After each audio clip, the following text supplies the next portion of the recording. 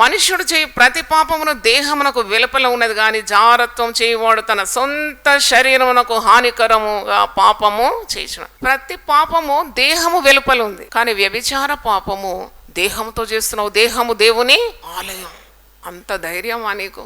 అంత తెగించి నువ్వు పాపం ద్వారా బయటపడతాను అనుకుంటే అది కాని పని. పట్టబడతావు తప్పకుండా. ఎందుకంటే వాక్యం ఏముందో, నీ పాపం నేనేం చేస్తుందట, పట్టేస్తాను. అందుకే భయపడాలి పాపం చేయడానికి. యోసేపు అంటాడు, నేను దేవునికి విరోధంగా పాపం చేసి ఎలాగూ నేను తప్పించుకుంటాను. అన్ని అవకాశాలు ఉన్నాయి చూడండి. ఒక అందమైన పోతిఫర్ భార్య, ఇంట్లో ఎవరు లేరు, అయినా అంటాడు దేవుని ఆత్మ. అందుకే ఫరో అంటాడు, ఇలాంటి దేవుని ఆత్మ గలవాడు మరెక్కడున్నాడు?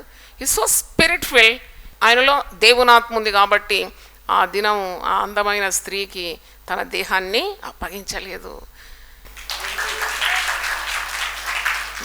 పవిత్రుడు దేవుడు ఎంత హెచ్చించినాడు. ఐగుప్తు రాజ్యం అంతటికీ అధికారి అయిపోయినాడు.